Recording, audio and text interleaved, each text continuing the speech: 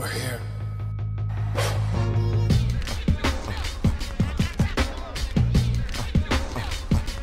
I wish I could get this feeling.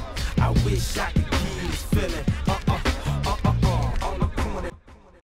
What up, everybody? Welcome to another episode of the Corner Podcast. Kel Dansby here with the old man Andreas and Kel in the building. Missed you in studio the other day. Yeah. Y'all retired the DCs. The DCs, yes. Cole took great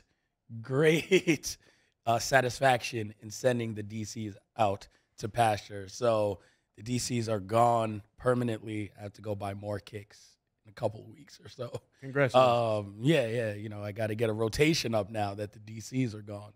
So I got to figure out what I want here and there. Shout out to everyone, again, giving me suggestions online. Producer Cole Bebe is in the booth, but I'm sure he'll still chime in from in there. Thank you for holding it down on Sunday's show and for the past month or so. People love producer Cole Bebe. Yeah, y'all don't need me anymore. He's the biggest baby face on the show. I'm going to go home. Cole can. One day it's going to be you and Cole, and people are going to be sad because it's going to be like no heel on the set. It's going to be baby face or baby face. Yeah. It's like an old school Bret Hart match. Yeah. I mean, there's a way you can go heel, but yeah, nobody wants a complete babyface show. No. So, yeah, man, it's been great, but now we're in the midst of Canelo week. We talked a little bit about Canelo and what it meant for his future and stuff to end the last show, but figured we'd focus on Canelo, everything about the week, Cinco de Mayo, all that stuff to open up this show. We're also going to talk UFC 274, which is coming up this weekend. We'll have a full preview, and Ovince Saint Preux will be joining us to close out the show today, so that's going to be fun, chopping it up with him. You know, facing Shogun again, I think you mentioned before the show, 8 years. 8 years. Since the last time they fought. Why? He's fought everyone since then. I can't wait to ask him why. He's fought John Jones since then. Like, he's fought everyone. This is like a full circle moment. They fought like on the way. Well, Shogun already been around for like a decade. Yes. But so he fought on the way up. Shogun was in the middle.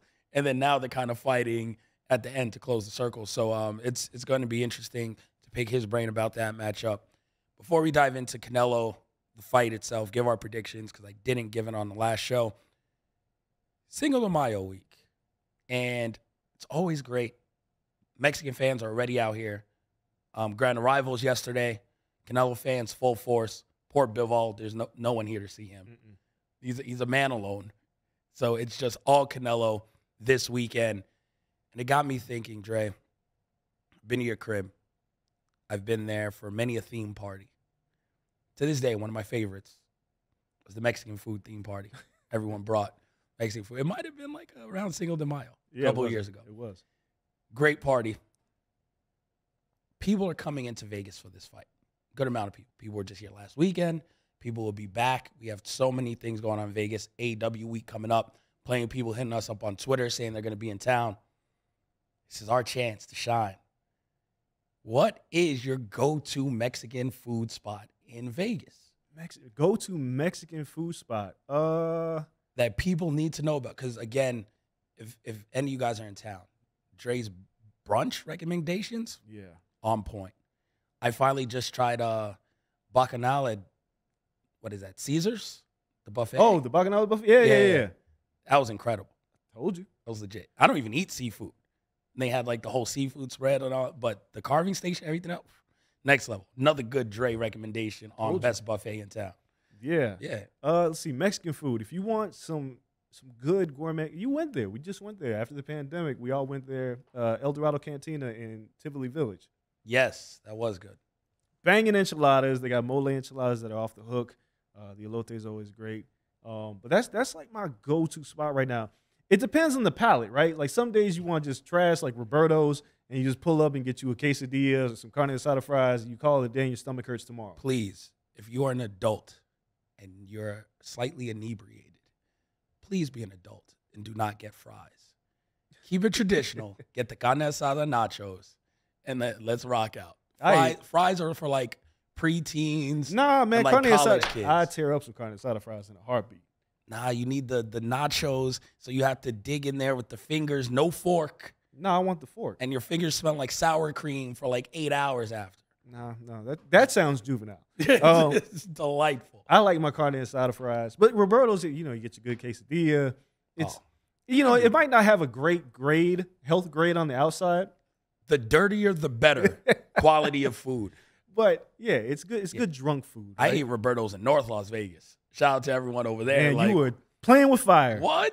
It was delicious. Mm. That red sauce had a little extra something in it. Yeah, because someone walked in it before it got to you. But I'm with it. That's what it takes. But we have some good Mexican food spots out here, and it's like there's one over here at the fashion show that's actually pretty good. That one's not bad. It's depending on what you get. Yeah. Taco y Taco is like my go-to. It's good. That's not too far from the Strip in Henderson. That's legit. They have the Al Pastor where they shave, Yes. which is always key. If you walk in and the Al Pastor is on the spigot and it's just rotating, then you know, okay, I'm in a decent spot. Yeah. Tacos El Gordo is here on the Strip now. That one's good too. But I grew up, again, Rancho High School, shout out. Charleston and Bruce, the original Tacos El Gordo, nothing better than that. But no one, I am not telling you to go to Charleston and Bruce. No. So if you're in town and you go there, we're like, oh, Kel said this is the best. No, and you get robbed, don't blame it on me. Go to the one on the Strip. It's not that far off. Plus, you're going to keep all your money and your jewels. So don't go to the North Las Vegas one. Don't risk your life for good Mexican food. That's the story. And That's me key. and my wife were big on. We just love Mexican food, right? My wife thinks it's funny because it's like it's hard at a certain point. It all is like kind of the same stuff. Yeah. But you got to find your good spots. That's why I like El Dorado Cantina, which is more gourmet. Same with Border Grill. Border Grill is in Mandalay Bay. The Mexican brunch at Border Grill. That's what I was You've been about there to like say. 3 times. Yeah, and they got an all-you-can-eat and an all-you-can-drink. And you just buy them both. Oh, we took Big E there, Rhapsody. Yep. Oh, that was the day of the Crawford Porter fight. That's where we all went to. Yeah, eat. we've been there like 3 times. And we together ate now. everything multiple times. I can't Every wait to go time. back. Me Border too. Grill. Border is the shit. Grill for a Mexican brunch. People like Mexican brunch. Oh hell yes. Incredible. Hell yeah. Incredible. They crush Pancake, it. the little pancake, Oh, little tacos, and they just keep bringing them out. It's like, what you want to try next? And Yep. it just never stops. Just do all you can eat. the shredded beef enchiladas. Yes. Insane. And they're like little tapas style. So you'd be like, oh, I'm not going to get full. So you order like 10 things. Then next thing you know, you're like, oh, you got to wheel me out of here. Yeah, and we need to end this podcast. So I need to. We go there. do got to go back. We still haven't even had a drink No, since we the haven't. baby was born. No, it's time. Oh, we got to go I need to a brunch. spice. I'm a big spicy margarita guy. Oh, we're going there for brunch. Last time we were there, you couldn't drink. I know. Oh, yeah, we're going there. Yeah. We're going there this week. If you guys are in town for the fight, holla at us. You know where we'll be. We'll be right at the Mandalay Bay. And then, like the Mexican food, like you said, it's everywhere out here. It's all pretty decent. When I went back to New York, it was a drastic change. Ain't no damn Mexican food in New York. You're a lie. There's like one. 3. There's like Okay. 3 spots. There's But like- I'm just saying, like people go, there's Yeah. Mexican food in New York. No. Nah. That's I like heard a one place specialty spot. I heard like one place in Brooklyn is dope. But Los Tacos, number 1, downtown 43rd, and Broadway. Fire. Incredible. They have like 3 locations downtown. So, but I don't know. I go 43rd and Broadway. Always great. Again, they have the Al Pastor on the spigot. Yeah. So I walk in, I'll be like, and they have something called a fried quesadilla. Change your life. Is that the open face quesadilla? Kind of. So they fry it first, Uh-huh. deep fry it. It poofs up with the cheese inside. Then they open face Yeah, it. I've had that. Put the meat Yeah. and every. Yeah. Yo, changed my life. Damn, I'm hungry. Yo. This podcast has made me real hungry. You got to Real end this. hungry real quick. Yeah. So yeah, if y'all are in town for the Canelo festivities or just coming through Vegas, in a couple of weeks for AEW, check out the food, please. Like Vegas, the thing about Vegas is people love going out and drinking. They love strip clubs sometimes, which I don't consider us a great strip club city. No, we're not. But people do. They come here and partake. Day clubs, they go to nightclubs, all that stuff. The best thing about Vegas is the food. Hands down. Because we got a little bit of everything. There's stuff here that you won't find anywhere else. Like I can't go to the East Coast and get Hawaiian food. No. Like you can't go to the East Coast, get Filipino food. Got bomb-ass pho. We got like everything you need to eat that is like incredible is in Vegas. So if you guys are coming through, get like us, find a dope brunch, and make sure you plan most of your money to eat, and you'll have the best time ever in Vegas. Cinco de Mayo, I'm eating tacos after this. Now I'm convinced. I've talked myself into eating tacos after this because I'm hungry as hell. The fight itself, though, like we mentioned, fight fans are here. The buzz is building for me. Even more so, it was weird. I was at Fury in London, and there was no buzz around that until fight day. And then it was 90,000 drunk Brits going crazy. This one, and that's one thing about even Floyd when he fought here. I don't know if it's a Vegas thing or if it's the Cinco de Mayo, like Mexican Independence Day holidays, where the buzz carries throughout the entire week. Floyd open workouts would be crazy. I remember Floyd Pacquiao open workouts. We couldn't even get into like the lobby. It's too hot. Yeah, it was a mess. I was working for a news station. I had like my little stupid live recording book bag on. That shit was the worst. So, but Canelo's bringing that same vibe, and it's all week, and the Mexican fans are showing out all week. Canelo's going to be here for a while, right? But if we look at this, who's next to take the Mexican holiday? I don't know. We just saw Valdez lose. Yeah. Well, I mean, yeah, we knew Valdez was going to lose. Anybody who didn't know Valdez was going to lose don't watch enough boxing. I like Oscar Valdez. I do too. The only thing that didn't happen was Shakur didn't knock him out, but he did exactly what I thought he was going to do. Because he's tough as hell. Yeah, that's it. But the next, I mean, it potentially, there's two guys. There's two guys that it could be. And it's going to be a while. I don't know how long Canelo's going to be around to give them room to breathe. David Benavidez, who I actually just talked to yesterday, he's still 26 years old. Yeah, fighting next weekend. Yeah, he fights David Lemieux next weekend. He wants to fight Charlo. He wants to fight Caleb Plant. He wants to fight Canelo. I told me and him discuss it. The next 18 months are big for him. Yep. He could be huge. And obviously Ryan Garcia. Ryan Garcia is your Oscar De La Hoya. Oh, Ryan is perfect to take this. It's just a matter, like, Ryan's going to be in the same spot that Oscar was in, where the real Mexicans from Mexico will be like, fuck that guy. Yeah. He's from America. He's American. And Mexican-American is like, why don't you embrace him? And it becomes like a thing, right? Yeah. And well, at least Oscar beat the brakes off of all the quote-unquote real Mexicans. Never forget, Fernando Vargas. Ferocious Fernando Vargas was like, I'm a real Mexican. And he was like, I'm going to prove it. I'm going to eat tainted meat. I'm going to take all the drugs, and I'm going to beat Oscar De La Hoya. And Oscar De La Hoya blew his face up with a lip. And because Oscar could fight. Yep. But that was always the dichotomy with Oscar De La Hoya. Similar to Ryan. Yeah. People think it's sweet until you get in the ring. I want to see him versus Isaac Cruz. That's Isaac's the fight talking a lot, and it's just like Isaac is cool, and he's looked great. I think Ryan makes a statement, beats the brakes off of Isaac Cruz. But those are your two guys, in my opinion, right now. And then you also have Bam Rodriguez, who's fighting on the zone undercard. But smaller guys is really tough to like take off. You got to get to like 130, 135. You got to be in that Juan Manuel Marquez, Marco Antonio Barrera, Eric Morales. Even Ruben Oliveira is back in the 60s and 70s. He was a bantamweight, but that division was just a murderer's row of fighters. Loaded. But if you look at the future, you got to have somebody. The reason why Canelo is so appealing is because he's very unique looking, first of all. And he's from Mexico, and now, payday. Yeah. Now we got English-speaking Canelo, which is the best version of Canelo. Yep. It's his final form. Yeah, so you have to have like a mixture. And Ryan obviously has that, but doesn't speak Spanish. That's going to be the thing that hurts him.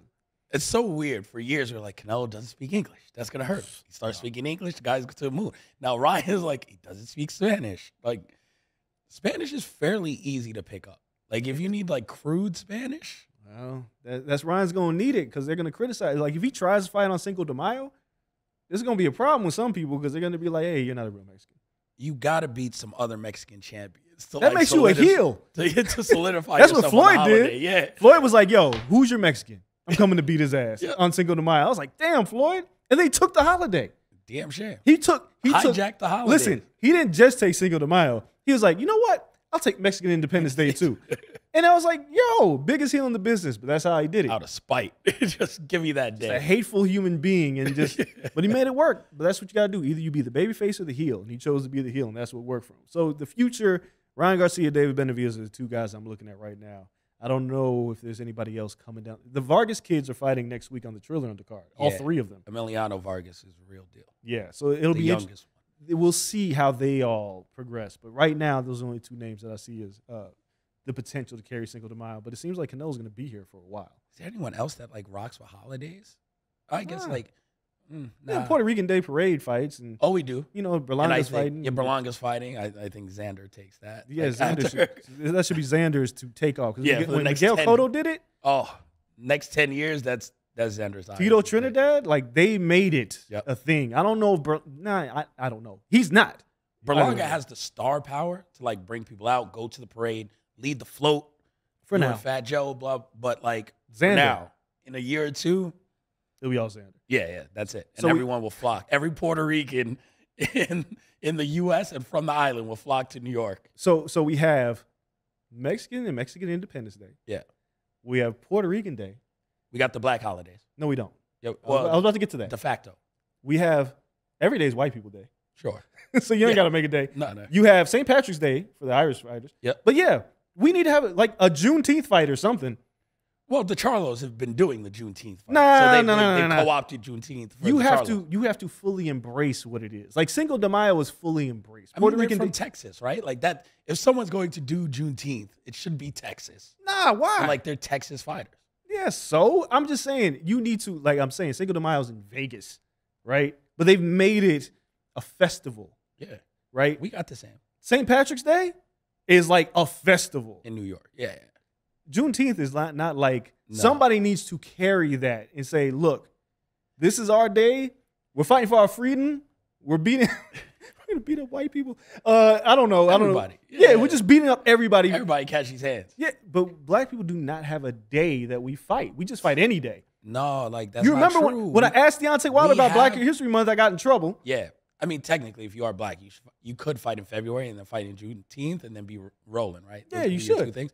But no, we have two holidays, and we have someone fighting on them. They're not our holidays, but they're our holidays. We got the Ratchet holidays, Memorial Day weekend Oh God. and Labor Day weekend, and we got Tank Davis fighting on both. Yeah. Tank has taken over the Ratchet holidays. The fact that he's going to New York for this Ratchet holiday is a little weird. But it should have been Miami. Tank, Memorial Day, Miami, live. Come on. yeah. Fought in LA once, September.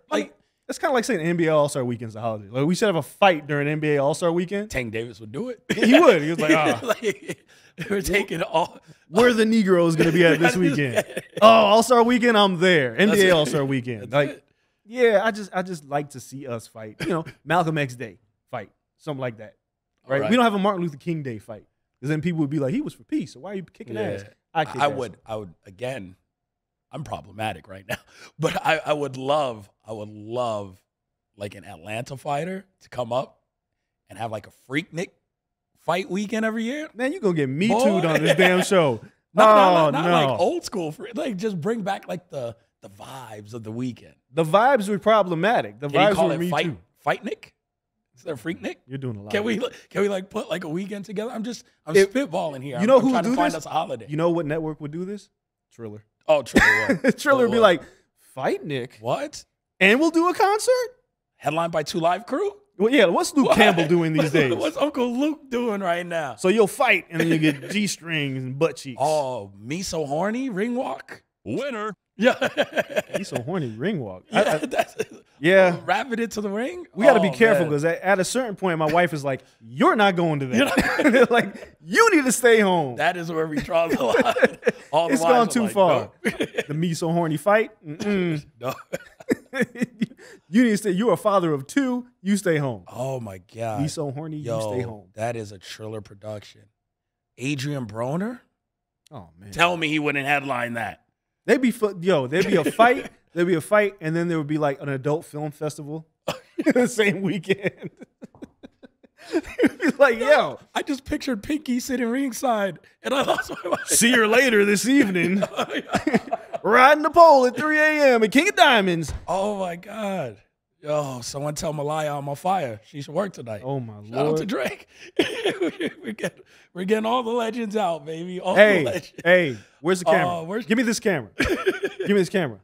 Do not take this shit. This is ours. We just made this up. Contact us if you would like to steal our idea of FightNik in Atlanta. Triller. Don't do it without us. Let's put us on commentary or something. Look, they're having Barstool do commentary for Canelo, right? we could do commentary for FightNik. All right. And then the porn convention that follows that. And then the strip. Yes. This is ours. We own this. It's our idea. Oh, my God. I got you. I see you. Me I see you all on you. Commentary. I need Brian. Sponsored by Hennessy. I need Brian Pumper to be on color commentary. No, we don't need Brian Pumper. He gotta be like the Snoop You've gone Dogg. too far. No? I can't have Brian Special Pumper. guest Roxy Reynolds. We need all the legends. Look, and it'd be sponsored. It'd be sponsored by Hennessy, and it'd be like, yeah. Let's do it. But see, I got to do the Hennessy Pure White. Yeah, that's what I'm saying. I'm classy, so it needs to be Hennessy XO or Hennessy Pure White. It can't be just Hennessy. I need the upper echelon of Hennessy. I got friends that work for Hennessy. This thing's gonna happen, damn it. I feel good about this now. Hey, and we're bringing producer Cole Bebe with us. We're turning producer Cole Bebe out. The hair, he's gonna come back with a fade and a goatee with a penciled in. He's gonna come back with the cornrows, looking like Uriah Faber. Yes. This is and for the listeners, they're gonna put some paint in his beard. Hey, just right here. For the listeners, y'all didn't know this, but we didn't have an opening for this show when we sat down. We didn't have shit. We were like, what are we talking about, right? Because it's a busy week. God. Now we have gold. Off the cuff. Because this is what we do. This is what we do. We come up with the most ignorant, nonsensical madness. This is why we need a rundown. It keeps us from doing this. Don't give us, if you give me cue cards, I'll mess everything up. But if you let me go off the cuff, we have gold. FightNik. Magic. FightNik in on Atlanta, location. 2023, sponsored by Hennessy XO, with an after party at wherever strip club in Atlanta, Magic City. Magic City Wings? Yeah, Gotta also be the sponsored media by meal. Lemon Pepper Wings. Let's do it. We'll invite Lou Williams. Lemon Pepper what? Yeah, we'll invite Lou Williams to pull up because Why not? it's on you, right? It's on you. We have halftime. We do Battle of the Bands with Morehouse and Spellman. If you got college ID, you get in for half price. Yo, we're taking it all back. That's your roots right there. That's AUC roots. That's your black. I'm super broke in college. I need that half off of my student Flash ID. that ID, man. Listen, I got a strip club half off of my college ID. As ratchet as the fight would be, the weigh-ins would be worse because they'd be open to the public. Oh my God! What? Yeah, it'd be madness. But there would probably be. I gotta rock a bottom grill. During commentary, just stick the grill in the bottom. Let's go. There would have to be security checkpoints everywhere because somebody's gonna try to mess my stuff up. Somebody gonna bring a gun. Now we gotta invite Jay Prince. That's all we need. Yes, that's all we need. Yes, Jay Prince, if you're listening to this, you don't. Well, I can't even tell him not to steal it. You can have it. If you want it, you can have it. I ain't gonna fight you over it. Just cut me in, please. Just cut me in. Oh, Jay Prince just come stand outside. Yep. Ain't no security. Yo, did you guys talk about this? Yeah, on Sunday. Yo, after the fight, when the whole thing with Shakur, Shakur runs off. Yeah, Shakur runs off stage because his mom can't get in the press conference. There's this big thing and everybody's running around. Jay Prince didn't move a muscle. Because Jay Prince was like, am I going to have to get my belt? Because if Jay Prince goes out there, he's going to beat everybody. He didn't move a muscle. Everybody else, even me, I was like, yo, I'm not going out there if they start shooting. Jay Prince didn't even get up. Yes, if James Prince wants this, he can have it. Yeah. I ain't fighting him for it. Rest of y'all, though, got to pay up. Pay what you owe. Oh, man. We got to talk about the fight. Canelo versus Bivol. That doesn't even matter anymore. In the ring, that's $1 million idea. Triller is legit going to cut us the check. That's right up their alley. I'm going out there next week. So you tell them, yo, holla at us. Canelo versus Bivol in the ring. I mean, I don't see this going any different than Canelo Kovalev, which I watched the other day. I do see it going different than Canelo Kovalev. I think. Because remember, Canelo was losing that fight before he stopped Kovalev. I didn't have him losing, but I had Kovalev, It was a competitive fight. But I don't think Canelo's coming into this fight. He fought Kovalev I'm going to stop you late. That's how he fought Kovalev. Yeah. He was like, I'm going to wait, wear you down, I'm going to stop you. Bivol, I think he's fighting a different fight. I think this might look a lot more similar to the Callum Smith fight, where he pounds on him, the man can't punch anymore. I don't think he's going to stop him. He's strong, big Russian dude. He can fight. Yeah. He hasn't knocked out people for a while, but if you look at what he did to Joe Smith Jr., you look at what he did to Jean Pascal, he can fight. Mm-hmm. Here, I want to clear something up. I posted on Twitter. I had a picture of Bivol and Canelo, and I was like, "How excited are you?" And the people was like, "I'm so tired of him ducking people." And I was like, Bivol's a nobody. Bivol's a champion. Yep. A major world title holder. He's not like NABF. He's not the interim or the regular. No, he's not like the Continentals. Yeah. No, he's an actual champion. He's undefeated. I mean, I want to see him fight Charlo. Who is Charlo beat? I hate when people do this because they're like, he's ducking Charlo. Who has Charlo beat? Canelo's resume is 100 times better than Charlo's. Easily. I want to see him fight Benavidez. Me too. But if Benavidez didn't trick off his WBC title twice, he would have had the fight by now. Canelo, and I'm going to say this, don't you steal this, and I'm working on a graphic right now. Canelo. Social to you. Because somebody's going to come up with this graphic and it'll look great. Canelo is Omar when it comes to world titles from The Wire. Oh, I just compared Jay Prince to Omar in the last show. Canelo, there's a lot of wire speak on the show. But if you got a world title, you hear that whistle, but Canelo coming, and you run because he's coming to get your title. Canelo still has a challenger mentality, which is really weird. He's still the challenger. In every Almost fight. every fight, yeah. Like, he's not, his thing is like defend world titles. Like, are you going to make me? If you're not making me, I'm going to go get somebody else's title. Yep. So it's like, if you got a drug stash and that's your world title and you hiding it, Canelo's like, I'm coming to get that. Canelo wants your world titles. And I respect it when people say he's ducking people, like, go get a world title. He'll come for yours too. Yep. You want that heat? Canelo will come to steal your stash. I mean, Top Rank has pretty much understood that, right? They're just like, yo. Centralize the stash. That's it. He might not come for both. Yeah. But if we bring all three to one guy, he coming for him. Yeah, now it's like they think, it's setting the trap. The trap with the box and the stick. Canelo's not dumb enough to fall for the box and the stick track. He's going to take the cheese underneath. Yes, but he will come, and everybody will watch him come to get those belts. Yep. But I hate that narrative. Then it was like he was ducking black fight. I was like, y'all got to stop. He just fought.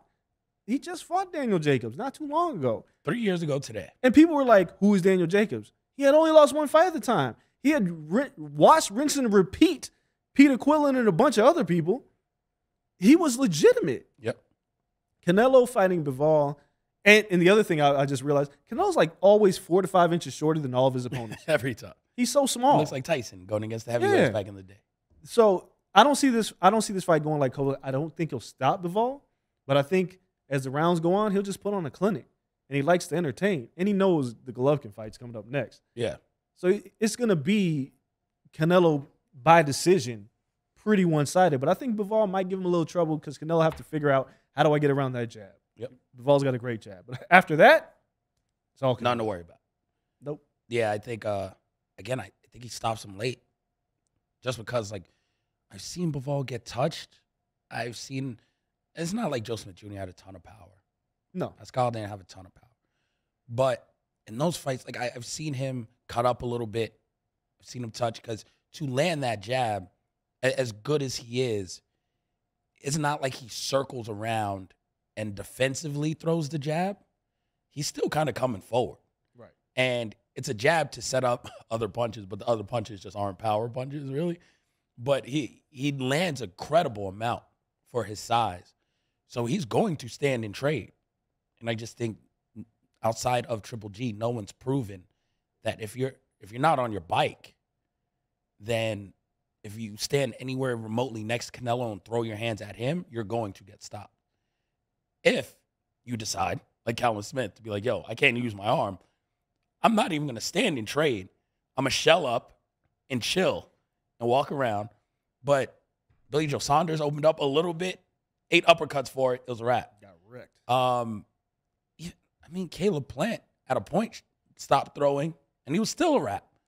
Like, if you're not on your bike, if you're not Lara, if you're not someone like Callum Smith, big credit to him. He's slicker, and we've seen him when he moved up now, what he can do, and he's that good. If you're not slick enough to just avoid Canelo and survive, he's going to stop you. And I just don't know if Bivol if he has that slickness to his game. Yeah, I mean, you're right. I mean, look, would I be surprised if Canelo stopped Bivol? Absolutely not. I wouldn't be surprised by decision either. I wouldn't be surprised by anything. The only thing I'd be surprised if Canelo lost. Yeah. That's it. Other than that, it's like... And he gives away rounds. So him losing wouldn't necessarily surprise me. Only because the judges, like, giving it to Bivol would be odd. But Canelo knocked out stiff is the only thing that would surprise me. I mean, that would be, like, mind-blowing. I mean, the night that Pacquiao got sent to hell is still on my mind with Lion King resuscitation. But, like, Canelo, the reason why he's one of the greatest fighters of this era, and I just did a video, and it'll be out on Sport News like today, called The GOAT, right? Where does he stack up? And what I did is I compared what Canelo was at 31 to, the likes of Sugar Ray Leonard, Roberto Duran. 31 is an interesting age in boxing because Manny Pacquiao, at the age of 31, beat Antonio Margarito, became an 8-division world champion. He went 10-5 after the age of 31. Sugar Ray Leonard beat Marvin Hagler at 31, went 2-1 after 31. It's like that's the cliff. It is the cliff. There's only 2 people, well 3, who completely obliterated. Floyd. Yeah. Floyd was 36 when he beat a 23-year-old Canelo. Yeah. And Bernard Hopkins, because Bernard was got better after 31. Which is like, people talk about drug. Like, what drug is he on? Because he beat the shit out of Tito Trinidad. Man's on rough life. Yeah, prison. Motherfucker was like, I was in prison. Yeah, What? yeah. Taking punches for money?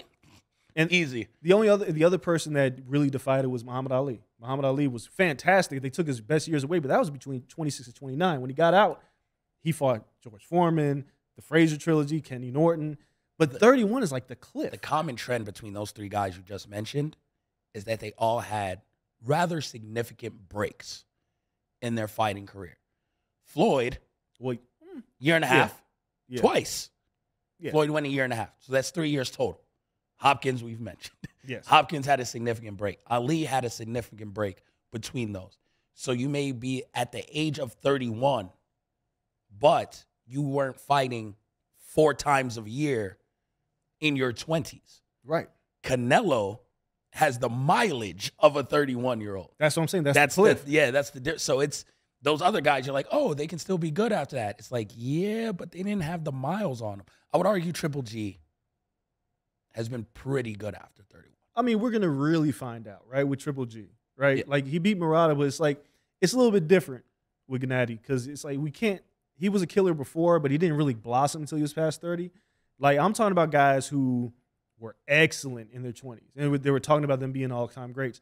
Like, when I was looking at when I was doing the stats, I was like, people like, is he the great? Julio Cesar Chavez is still the greatest Mexican fighter of all time. I was like, no. He lost to Sweet Pea. Well, yes. Everybody knows that he lost Sweet Pea, and it ended up being a draw. When Chavez was 31, he was 91, 1-1. Yeah.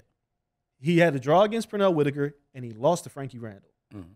Frankie Randall was an 18-1 underdog that night and beat Chavez. Who did Canelo lose to? Floyd Mayweather. Yep. Floyd Mayweather was not an underdog in that fight. He was the favorite by a mile, as he always is. Mm-hmm. So Canelo has like the better resume. Like the only 2 Mexicans are Ruben Olivares and Julio Cesar Chavez. And I think Canelo surpassed them.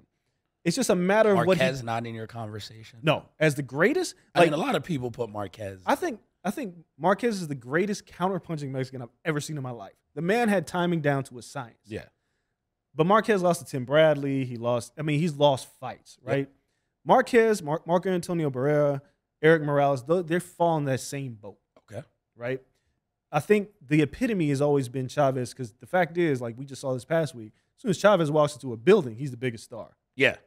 Like, man's old as hell. His kids are fighting and they're washed up. They're not as big as a star as he is. And like I said, Ruben Olivares, if you go back and watch that man in the 60s and 70s, that was a scary guy. Yep. That's like the epitome of the Mexican fighter. And I think Canelo, what separates him from Chavez and a lot of the guys, his defense. He doesn't get hit. Yeah, not anymore. Like he's mastered the art of hit and not get hit. The upper body movement, it's like the best. Yep. When we talk about Mexican style, Canelo's like redefined that. Yeah. He's like, I punch you, you punch me, and we'll see what happens. Canelo's like, I ain't with that shit. Like, I fought Floyd and I learned my lesson. Like, the best thing to do is to not get hit. Yep. And he's mastered that. So he may have a LeBron James like after 31 because he's taking care of himself. He looks great. No, he's phenomenal shape. And another good thing that I noticed about him, and he fights a lot, right? Yeah. But he's not the guy who's just like, yo, I'm constantly in camp. No. He goes to the gym, gets a little work in on the bags, on the mitts, something like that. Stays in perfect shape.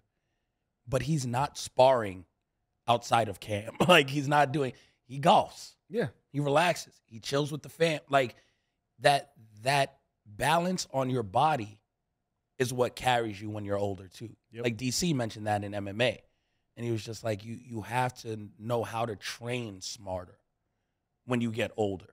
And he was like, if I trained smarter when I was younger, like the wrestling years robbed him of his knees. Yep. Man had no knees by the time he started MMA. So it was like Canelo started training smart younger. So maybe that elongates his prime as well. I don't know if you had this, because when I was a kid, like I used to run and like jump on my knees. And my pops like, stop doing that. You're going to fuck up your knees. Yeah. And I would never listen. And that's what most fighters do. They go in there like, stop having wars. It's going to take a toll on you later. And fighters never listen. I never listen. I was like, I'm going to jump on my knees. You don't know what you're talking about, old man. Then one day I was like, damn, my knees hurt. And then I go tell the next generation, stop. I tell my daughter, she does it. I was like, stop jumping on your knees. She looks at me like, Daddy, I can do this. Yeah. You have to be cognizant of like the future. Yep. And taking care of yourself. Like that's why LeBron has become so great. Is because he was like, oh, I have to alter my game now. Tom Brady. Yeah. Man is eating avocados like every morning for the past decade. Right. And we're going to talk about the UFC in a minute. Like Justin Gaethje's here for a good time, not a long time. No.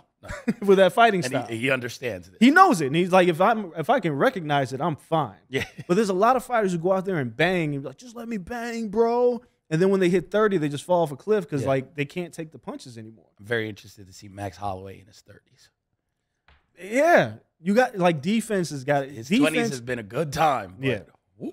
defense, diet, those are key Yep. when you get older, right? It's like you got to change your ways. And I think Canelo, what separates him is he became a defensive-minded counterpuncher. Yep. And who can be offensive when he wants to. That's why Floyd was so great. That's why Bernard Hopkins was so great. Bernard never got hit clean. You couldn't hit him clean. Mm-hmm. And he didn't shoulder roll and none of that stuff. He just knew how to take away your weapons. The best fighters who last the longest get punched the least. Really simple. Simple. Like, people don't want to understand, oh, but he's not exciting. All right. Floyd may not have been exciting, but Like they said, the Shakur fight wasn't exciting. Like, all right, you're going to be bored to death for the next 15 years. yeah, like Because he's not getting hit. yeah, he's not getting hit and he's going to make you You pay. do this forever. Yeah, and I want to see him take a risk. For you? Like, he got millions on the line. Yeah, You got entertainment on the line, which you'll forget tomorrow. Get over yourself. exactly. Let's hit our first break. We're coming back, giving our UFC 274 predictions. We're going to run down that entire card. And then Ovince Saint Preux is joining us to wrap up the show. Tons to talk about with him. I mean, he's been at the top of the tops. He's gone through lulls, bounced back. Man, just such an interesting UFC career. So can't wait to chop it up with him. You guys don't go anywhere. We'll be right back after this. All right, everybody, we are back. We'll put FightNik on the back burner for a second, and all of our plans, we're getting that in the works. It's time to talk UFC. Dre, I don't think UFC would really buy into No, our idea. Dana would not be It's interested not a in Dana fighting. White type of event. No, I don't think so either. It's all right. We'll take it to boxing where people are way overpaid. If you know, you know.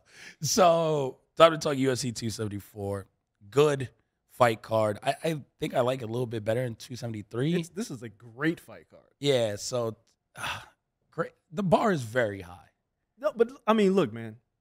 You obviously got the title fight, which I'm going to talk about in a minute. Is probably if you don't want to watch this fight, if you're like, I don't know if I should watch it, you're in the wrong. You're not a fan. No. This is. I'll get into the nuts and bolts about it in a minute. But Namajunas versus Carlos Esparza is a rematch from the Ultimate Fighter finale when Carlos Esparza won that title, which is great. Chandler versus Tony Ferguson. It's a damn good fight. Damn, there was a championship fight last year this time. Right. Then you have OSP and Shogun in a rematch. Yep. Which somebody got to go. Ain't nobody standing up for that full 3 rounds. And he opened the card with another loser leaves town match with Donald Cerrone versus Joe Lauzon, which should be a great fight. They're being matched up properly. Yep. Then you also have like Chaos Williams on the card. You got Matt Snell. You got Mason Harrison. Like Andre Filo's on the card. In the early prelims, you got Ivanov, Francisco Trinaldo. Like, this is a pretty damn good UFC pay-per-view. But the main event is one of, fuck it, we're here now. And we'll work our way backwards. So I just did my by the numbers on Gaethje versus Oliveira. Here's what you should know. Justin Gaethje has been in the UFC for 9 fights. Yeah. He has 10 fight of the night bonuses. It sounds ridiculous, Yeah, right? the math doesn't even math on that. He's the math won- ain't mathing. He's won Performance of the Night and Fight of the Night numerous times. He has 111% bonus percentage rate. Charles Oliveira has the most performance of the night bonuses. So you're putting two guys in here who never have a boring fight. And they're fighting for a title. And then they have two completely different styles. Yep. You have Justin Gaethje who just, kill or be killed. You have Charles Oliveira who finishes people, but incredible submission artist. Fighting for a title? In the main event? There's going to be bonuses galore. Yep. Michael Chandler and Tony Ferguson are looking at each other like, yo, we got to bring a gun or something because they're going to come take all the hardware for this fight. This could be a fight of the year. Yep. This is an incredible fight. Not to mention Justin Gaethje leads the entire lightweight division in significant strikes percentage. He's not just wilding out throwing punches. He's landed 60% of his significant strikes. And we talked about earlier where it's like, yo, after 30 and stuff changes, he's been through war. He was in 9 fights in the UFC, all tough fights, all wars. Before he got there, he was in nothing but wars. How about this?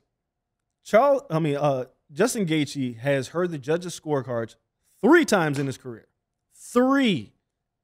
And what was a three-round fight against Chandler? If it was 5, that wasn't going the distance. And the Chandler fight's his only UFC fight that went the distance. Yeah. And that's because Chandler just didn't want to die that night. He was like, I'm not gonna die. Like he just refused to die. 2 more rounds and he would have been over. Yep. So you have a guy who just doesn't like the final bell.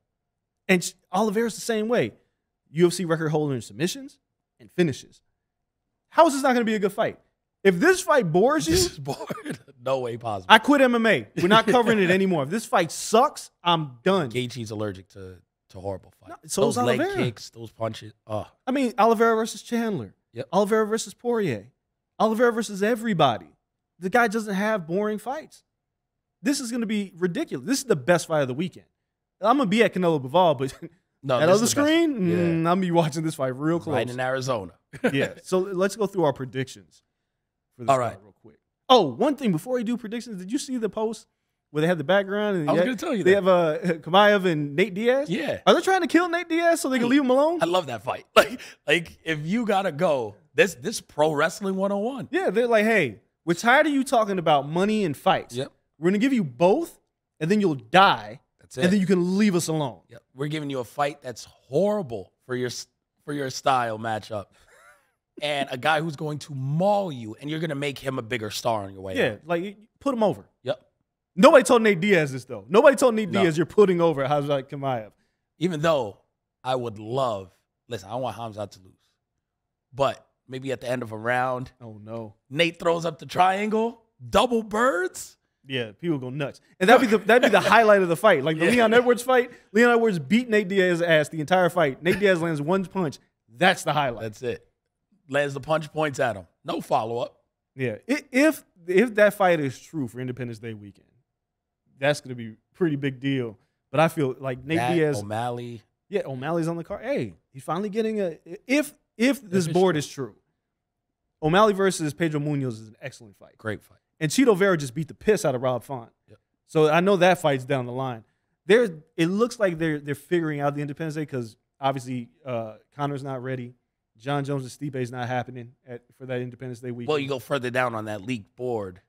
Allegedly, it's July 30th. Yeah, allegedly. Like we'll see. But if that's what we're getting to, all right, let's get to it. But right now, let's focus on 274 before we get out of here. Yeah. Let's start from the bottom, then work our way back up. Instead, let me make sure nothing on the prelims that we have to talk about. No, nothing too crazy. No, none we have to give a prediction for. I mean, just some great fights. Yes. I would go 3 finishes out of 4. Would be my prediction on the prelims. So if you want to tune in and see violence for free on ESPN, have at it, because that's a good warm up to the main card. Then we have Donald Cerrone versus Joe Lauzon. It's tough. Give me the cowboy ready to ride again. Me too. At least for one more night. Yeah, it's you know how the sun sets and the moon's coming out and shit. It's like street lights coming on, you to go home. But Cowboy Lauzon, they're looking at this and be like, man, we gotta get fight of the night. Any other night, they probably get fight of the night. Yep. Probably not tonight. Nah. I think this could end up being one of the most exciting cards that we've seen in a long time in terms of main cards. If you look at this main card, it's ridiculous. With the exception of Namajunas and Esparza, which won't be terribly exciting, I don't think. This fight, I'm picking Cerrone. If Cerrone loses, you got to retire. That's it. They both got to retire, whoever loses. Lauzon has fun 3 years. That's true. Like it's over.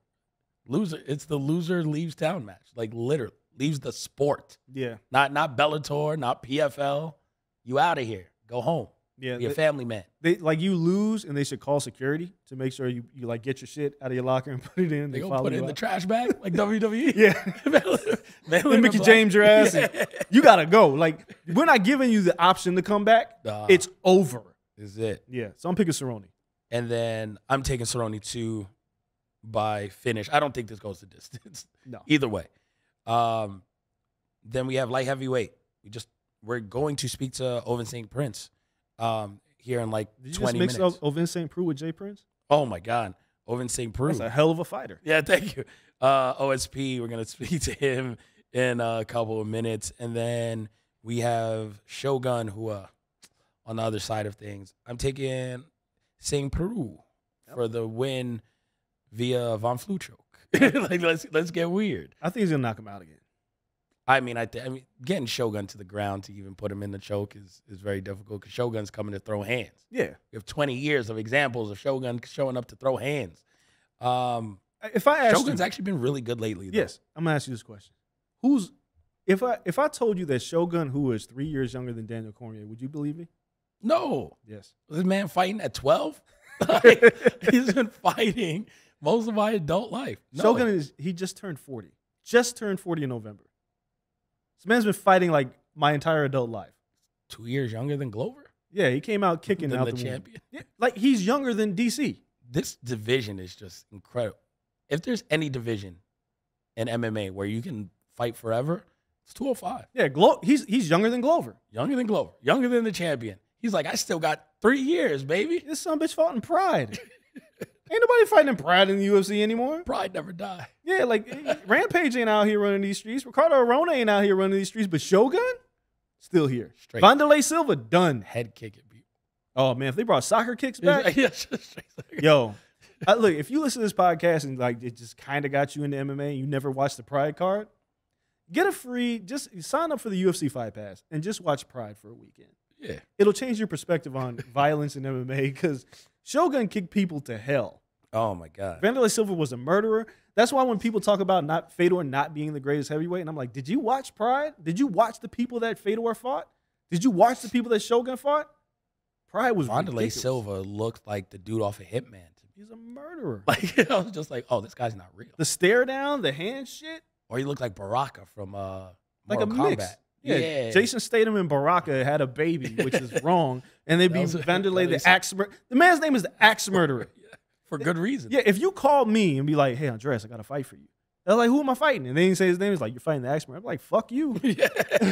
We ain't fighting tonight. I'm going home. Yeah. Not for what Pride was paying either. No, sir. But, you know, at the same time, the Yakuza was like, you're fighting. He was like, all right, cool, I'm fighting. Anybody. Say less. Yeah, so give me OSP to win this, even though it's a good fight, 50-50 fight all the way through. Again, another one not seeing the judges. No. I'm not. The judges might as well grab a pretzel. Dog, they should, you know, they should put like the crash test dummy, just like Weekend at Bernie's. Weekend at Bernie's, the judges. They ain't gonna be needed on this night. Like everybody's getting knocked out. They might have to show up for Rose and Carla, but other than that, Weekend at Bernie's all the judges. Yeah, they could phone that one in too. Chandler versus Ferguson. Tony, I think, has hit the wall. Oh, he's done. And he is washed. And this is going to be a violent finish. Yeah. Chandler, second round knockout. I'll give Tony the respect of letting him last 5 minutes. That's tough. He's not the Tony he was. Second round KO. Dog, there's a few things I said when this podcast first started. Tony Ferguson's winning streak and record was always blown up. You always said it was like if you look at it, yeah, like when you watch him fight Striker, it's a different story. And when he fought Justin Gaethje, like it was like Rip Van Winkle, like when he went to sleep, woke up with the beard. Like every punch added a year to Tony's life. So Tony like entered that fight in his 30s. Like the video game where you die. Yes, Sifu.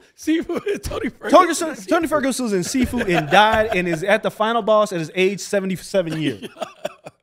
Like, yo, like every time Justin Gaethje hit him, I saw like Tony age and he like became a grandfather by the end of the night. right? So now, then, he fights Oliveira, and Oliveira just plashes him the canvas. Yep. Michael Chandler ain't about that. I'm putting you on the canvas life. I'm about to kill you life. Chandler's got something to prove. Tony Ferguson, as great as he was and has been, and everybody wanted to see the Khabib fight, I'm glad that fight didn't happen because Khabib would have murdered him. I think Chandler just kind of nukes him. But the thing about Ferguson is he's super tough. So it's not like he's going to get knocked out. And if he does, then it's time to call it a career. But like Justin Gaethje beat him up. Yeah. Like beat him until it was like, yo, your soul is falling out of your ear. Like I'll beat you, separating your body from your spirit kind of beating. Chandler's going to try to do the same thing. Chandler's going to win this fight. And it might be exciting, but I just can't see Tony Ferguson winning this fight. If Tony Ferguson wins, Michael Chandler, you might just got to go back to Bellator.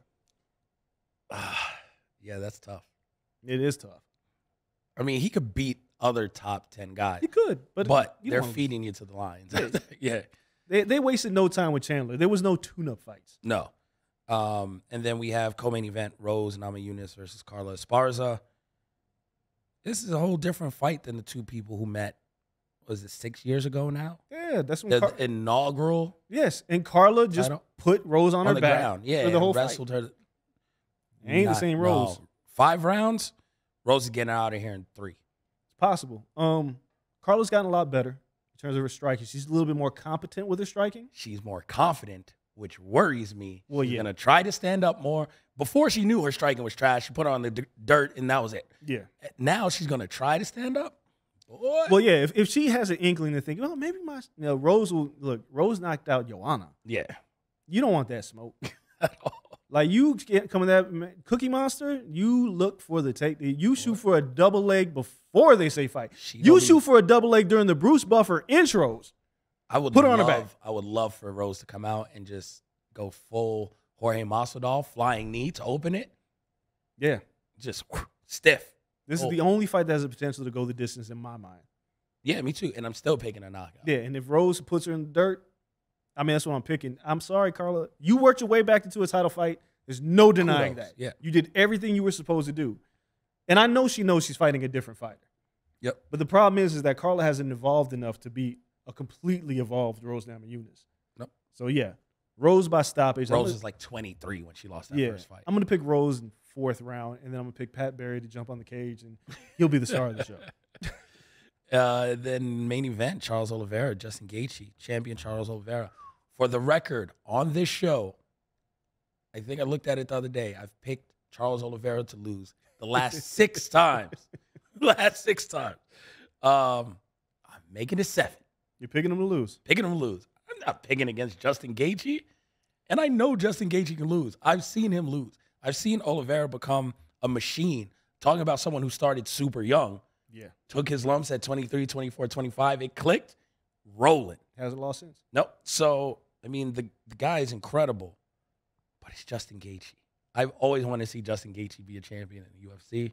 This is his last chance, in my opinion. Let's get it. All right. So here's a couple of things that's important to know about this fight. Charles Oliveira knocked out Michael Chandler and Justin Gaethje couldn't. Yep. Charles Oliveira is a competent striker.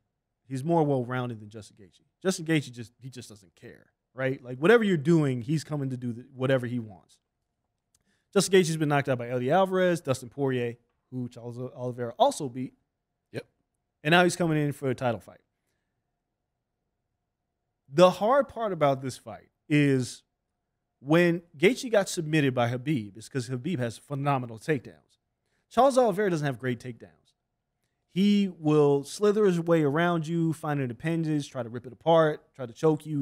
But he's got to get close enough to wrap his arms around you. Gaethje's got great takedown defense. He doesn't get taken down very often. Yep. Chandler's going to have to find a way to get inside. But in order to do that, you got to deal with somebody who's going to kick and throw hands at you like a kicking and screaming child with Mike Tyson power. It's not fun to do. It's like it's like double dutching with like spiked ropes is what you got to do with Justin Gaethje. But I think Charles Oliveira can actually do it. Somebody's getting knocked out or submitted. I'm going to pick Oliveira by rear naked choke. Okay. I think there's going to be a point in time, just like the Chandler fight, where Oliveira's going to get hurt. But he's he recovers well. Yeah. Now, as long as it doesn't happen like a minute into the fight and then Gaethje has a whole round to kick your ass, then that's But bad. the resilience is there. Yeah. I think if Oliveira can get close enough to work his way to Gaethje's back, Gaethje's done. If Gaethje can keep the fight at a distance, he can knock him out. It's 5 rounds of that. That's what makes it so hard. So difficult. So my prediction is this wins like all these fight of the night bonuses. But yes, I think Oliveira is going to find a way to get Gaethje's neck. I'm picking the way he's going to stop him. Because I can't see him knocking him out. I can't see like an arm bar. I can't see a triangle choke because Gaethje's not going to take him down.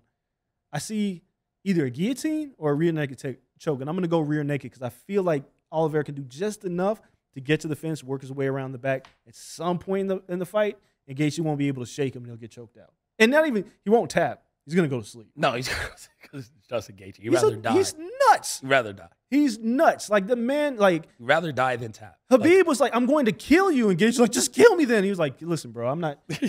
I didn't get this business to kill people. So listen, we're going to have to figure this out. This is what it's about, though, for Justin Gaethje. Now I'm picking a knockout by Gaethje. I mean, Charles Oliveira hasn't lost since he was knocked out by Paul Felder, 2017. He hasn't lost a fight. If he wins this fight, he's the second longest streak in lightweight history behind Tony Ferguson. It just feels like all the world is saying, well, it's time for Charles Oliveira to break all this shit. Yeah. Love Du Bronx. It ends now. Huh? I mean, his other 2 losses before then, Pettis subbed him where he was like on top of Pettis. Pettis wrapped his ass up. Pettis looks like, have you look Pettis' Instagram? He like points out fights that he won like in yesteryear. Yeah. And people are like, dude, you're not doing it today. Yeah, Nate Diaz is doing the same thing on Twitter right now. Like, this is so random. Ricardo Llamas submitted him. He went through some tough times. Max Holloway knocked him out in, a minute. Yeah, it ain't happening Back in now. the day. None of these people are happening. doing it to him now. I mean, I don't know what Max can do. Like, let me not discount Max Holloway. I mean, you never do, but Max at lightweight's a completely different fighter. So it's just one of those things where the guys who gave him problems 5 years ago is very in the molds of Justin Gaethje. Yeah. High volume. It's true. Awkward striking. It's true. Bunch of kicks. Yeah. I love Justin Gaethje. Any other opponent, I pick Justin Gaethje except for Khabib. But even that, I was like, that's the worst style matchup. This one, it just feels like Oliveira's got it. But if he gets knocked out, he gets knocked out. I wouldn't be mad if Gaethje won. No one would. Backflip time. Backflip time, and then the next title defense is going to be super exciting. Whoever it's against. It could be a rematch with Poirier. Like, yeah, hey, Conor, you want this smoke? Come get it. Oh, my God. He's going to kick that leg off. Conor just got his leg back. Yeah, well, he can hand it over. Be all bad. So that's our UFC 274 preview. Amazing card. Can't wait to see how all this plays out. We got to hit another break because on the way back, Ovince Saint Preux is joining the show. Can't wait to chop it up with him about his upcoming fight against Shogun. And you know what? We got to ask him a little bit about being in the frat and representing. Yeah, Omega Psi Phi, man. I've been watching OSP for years, and I've seen him. And like my Logan, who was on our show, was Omega Psi Phi as well. We were watching something, and Logan was like, there's a frat in the UFC. And he was like, he watched every fight. And I was like, you don't even watch UFC, but I'll watch him. Yep. So, yeah, we got some questions. Brotherhood is tight right now. So, we'll hit the break when we come back. Chop it up with OSP. Don't go anywhere. Be right back after this. All right, everybody, welcome back. As promised, we are joined by Ovince Saint Preux to close out today's show. OSP in the building. Thank you for joining us. Busy fight week. An incredible UFC 274 fight card coming up. First and foremost, heading into this fight, how are you feeling, man? How's the body doing? How do you feel heading into this? A lot of people say you don't go into a fight 100%. Are you close? How are you doing? I mean, I'm definitely close. And the feeling about it or whatnot, it's weight cutting week, I just need to get that out the way. Once I get the weight cut out the way, whether your weight cut is going to be spot on or whether it's going to be like a little hard, like weight cutting week is not fun at all. So, I'm here surviving, but I get to do what I love. And you get to do what you love against a guy that you fought before. I need to know how this came together because you already stopped Shogun. It's almost 8 years since you fought Shogun. This fight gets presented to you, and what is your initial thought? Are you like, he's still here? Like, what is the thought in your mind? I mean, it was really no thought because I know he's always going to be around. But I always know, like, that fight left a bad taste in his mouth. And with that fight, I knew he always going to want to come back. It was actually probably back in, 2017, 2018, I was supposed to fight him again in Japan. Because I remember I was supposed to fight him, and I was on the plane going to Japan, and I didn't have an opponent because he pulled out probably.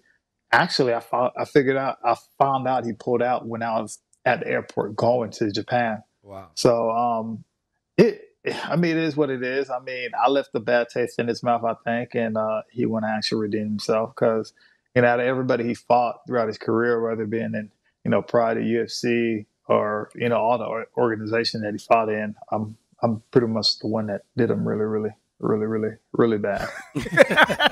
Really, really, really, really bad. Let me follow that up with this, because when you fought him then, I don't know if you came to that fight saying, damn, I'm fighting a legend.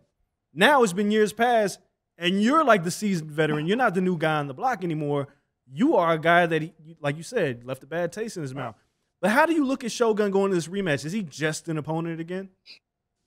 I mean, all hands, like, when I first started watching mixed martial arts, Shogun was one of my top fighters. I mean, he's still that guy. I mean, he walked in the room, everybody be like, man, that's Shogun. Everybody knows who the hell he is. But at the end of the day, when you're in there with me, you're just another guy. Because to be honest, I can have respect for you. That's cool. But when we're in there, I don't even know you. You the one who's trying to take my lunch money, and I'm gonna make sure I get that back. But at the end of the day, it's just like, I know what he wants to do to me in there. He's gonna try to rip my head off, and guess what? I got to beat him to that. Going into a fight against someone like Shogun, where there's 20 years of tape on this man, right? Like there's really nothing new he's going to present. Is this a better situation for you where you're like, okay, I understand exactly what I'm getting into, understand what to prepare for? Is this even easier than maybe, because at this point in your career, you have to fight a lot of guys trying to make their name off of you. Is it easier to fight someone like Shogun where you know what he's going to bring compared to someone who's still climbing the ladder and maybe 2-3 years into the UFC? It's a flip side to that or whatnot. Because, fighting the young bucks or whatnot, sometimes they want to go up and then get in the limelight pretty quickly and be like, hey, man, you need to slow down because there's a lot of things you don't know about. When you get up there, it's really hard to stay up there. But even with somebody like Shogun, he's just like, even though I wouldn't say he's a one-trick pony, but he's just been in the game for so long. So those type of guys are scary. I think those type of guys are a lot more scary because, they've been through that adversity. They've been like whatever you threw at them, they were like, is this all? I mean, I've been done this before. Like, they went into fights before, they probably had broken hands during the fight. They probably, got knocked out during the fight and came back too. They've been through everything you can imagine during the fight. Those are the scary guys. I mean, and you're a guy who's been through a lot as well. I mean, you tried it at heavyweight. You fought the best. You fought John Jones. Where are you at career-wise in terms of where you see yourself? Because you've done a lot. I mean, I guess the question is, what is left for you to do at this point in your career? Man, I think there's still a lot of opportunities for me, a lot of stuff to do. Man, my number one goal from day one is to get the belt around my waist.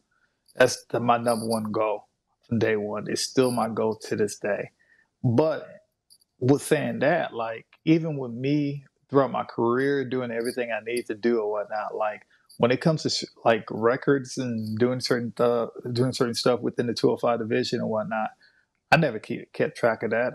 I have a lot of like attributes at the 205 division, and that has my name next to it. I mean, the only guy that has most finishes than I do right now is Glover, and he's a champ. So I think most, even with the submission aspect of it or whatnot, I'm like ranked with for me, anything within the 205 division, I'm either ranked number 1 or number 2, and some things number 3. So I feel like I got a lot more left in this game. With that being said, you mentioned the submissions. What's with the Von Flue choke? Like, I mean, I've never seen anyone, one, effortlessly pull it off like you have, and then now it's become like your signature weapon, and now everyone goes into a fight and like, well, I probably can't even take him down because I know where this is going to end up. When I heard you talk about pulling off the first time, but did you think this would be something that you pull off repeatedly and now become like a staple where people are calling it the Von Preux choke around MMA? I mean, it's something that I did earlier in my career. Like I used to do it in the gym, play around with it for a while. Then I remember I let it go, and then I guess one of the fights I was.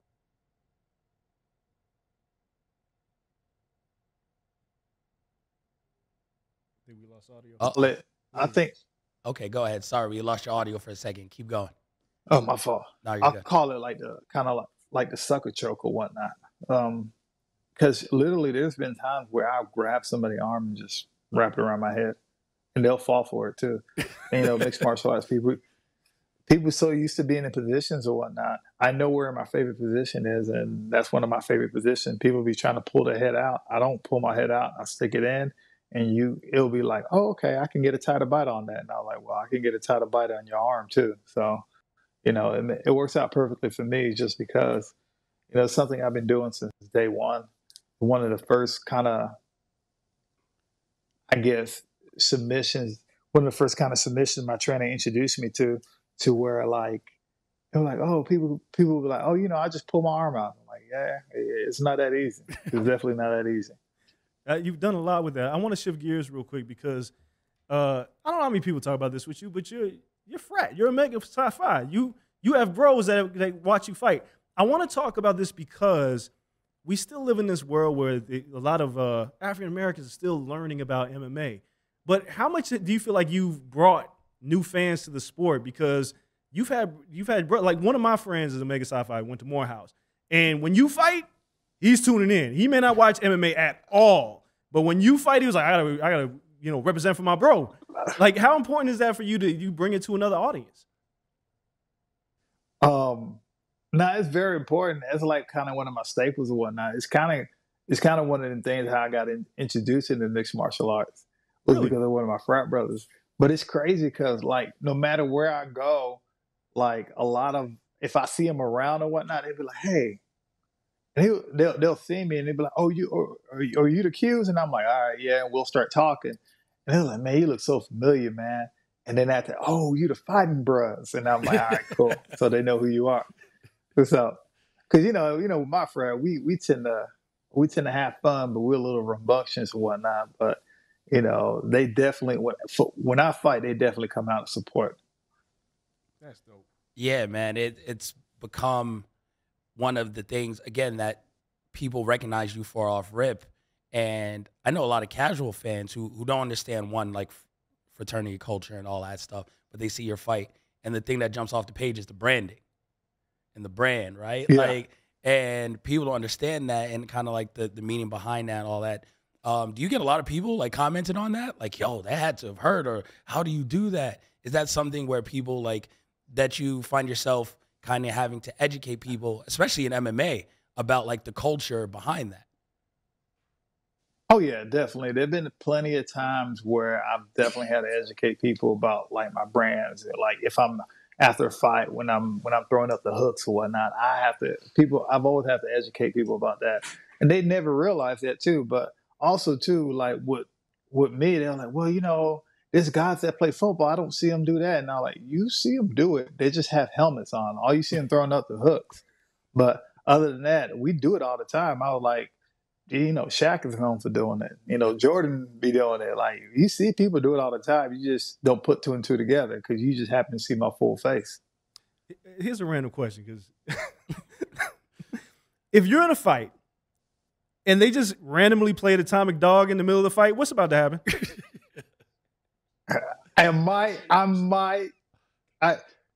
What's crazy about it? Like, every single time they play Atomic Dog, and like I'm somewhere, and the minute it happened, like all of a sudden, it's just that shoulder you start getting the neck roll, and they're like, and you got to catch yourself and be like, wait, hold up. Like, it just automatically kicks in. When you hear Atomic Dog, you be like, you want to jump at it right away. So, but if it's a fight, are you able to tune it out? Like, I know it'd be like, oh shit, they're playing Atomic Dog. I got a decision to make here. You just in the corner. They're like, wave them down with Vaseline. Just the shoulders start going.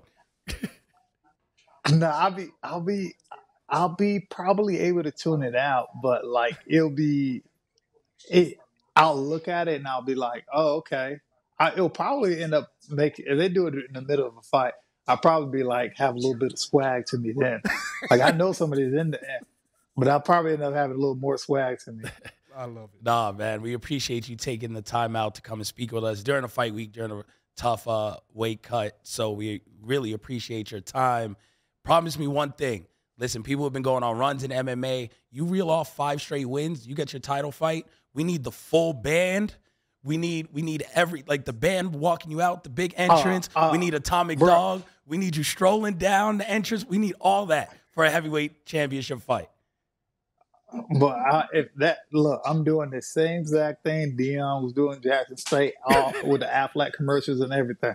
Gonna have the brother over there hopping and everything. I love it. I love it, man. I love it. Ovince Saint Preux joined us today. Thank you so much, man. Best of luck this weekend. Thank you, fellas. Appreciate it. Appreciate it, man. It was great chopping up with OSP. Make sure you guys watch UFC 274. We just previewed the entire thing, gave our predictions for the card. We're getting back on the winning ways with our guest. Yeah. OSP's bringing it home, hopefully via submission and via choke. So we appreciate all you guys for tuning in today. It was fun. By the way, we're moving to Wednesdays and Fridays starting next week. So make sure you guys adjust your calendars. We'll be dropping shows on Wednesday and Fridays going forward from now on. So we appreciate everyone. In the meantime, follow us on social media at Corner Podcast _ on Twitter, at Corner Club for Life on Instagram. Find us on YouTube as well. See our pretty faces as we talk about this. You can see us laughing and damn near not being able to catch our breath today during FightNik and getting that going. So it was incredible. Producer Cole, Bebe on the 1s and 2s. Antoine in the booth as well. Appreciate y'all. Shout out to everyone at Blue Wire. Oh, Brian's in the building? I can never see Brian. Yeah, Brian as well, making sure the lights are incredible. Do you see this lighting? Do you see this lighting? Brian keeping us looking good in here. So, no, we appreciate everyone. Blue Wire Studios here at the Wynn Resort in Las Vegas. Till next time, we're out. Peace.